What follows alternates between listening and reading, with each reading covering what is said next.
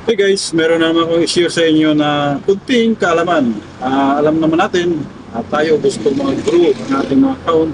Gusto nating marami makapanood sa ating mga video. So meron akong i-share sa inyo na magandang paraan. Bago tayo mag-upload ng ating mga video, content, ito yung gagawin natin. So nasa iyo yan kung gagawin mo. Kung gagawin mo, pinaka-the best. Kung hindi naman, okay lang. At least nag-share tayo ng mga kunting nalalaman natin. Okay, wag na natin patagalin pa. Bago tayo mag-upload ng ating mga content, ito yung dapat natin gawin, guys. Step 1. Step 1A. Ito yung i-check natin ng ating monetization. Kung active ba ito, pwede ba magka-earning? Dahil kapag hindi tayo magka-earning, kung mayroong problema, namumula yan. Guys, yan ang i-check natin palagi, araw-araw yan. So, ito naman sa step 1B, ito yung profile and page recommendation. Malaga yan. Kapag na-click natin yan, ito naman yung lalabas. Recommendable ang ating mga profile at pages. So, sa ganon, walang problema. So, proceed na tayo dito sa step number 2. Ito yung pakikipag-engage ng 30 minutes. Ibig sabihin, nag-warm up tayo. Nang sa ganon, madetect tayo ni algorithm na tayo active. At the same time, mga kapwa nating content creator, kapag napansin tayo na aktibo tayo, nakipag-engage sa kanila, so may possible na tayo ibabalikan. So manood lang tayo ng mga 5 content creator na duman sa ating wall o nasa ating wall.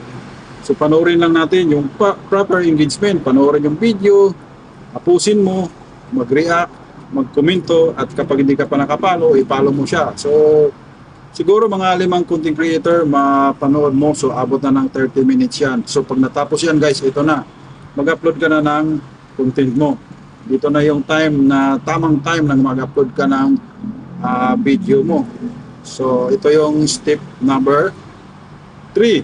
So ito yung mag-upload ng video, content, banatan mo yung mga hashtag or ano, tandaan natin 3 hashtag lang o hanggang 5. Huwag na yung gayahin yung iba na puro back na yung sa ano nila, caption na puro hashtag. So, Tama kayo. kapansin na masyado kapag marami ng hashtag eh. Okay?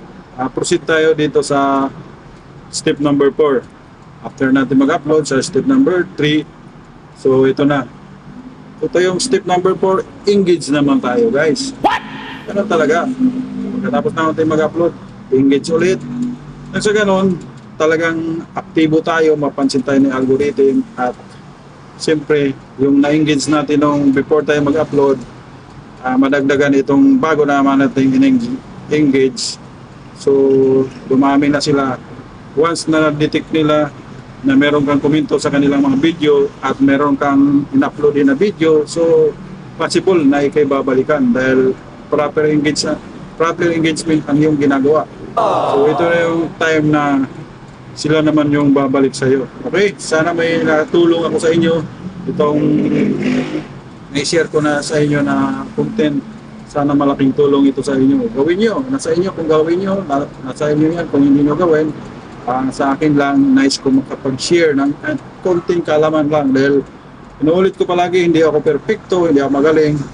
Pero yung mga nalalaman ko, nice kong i-share sa inyo. Dahil gusto ko, let's support each other to grow together. Okay? Laging tandaan, lamang ang may alam. Have a great day. Have a good day.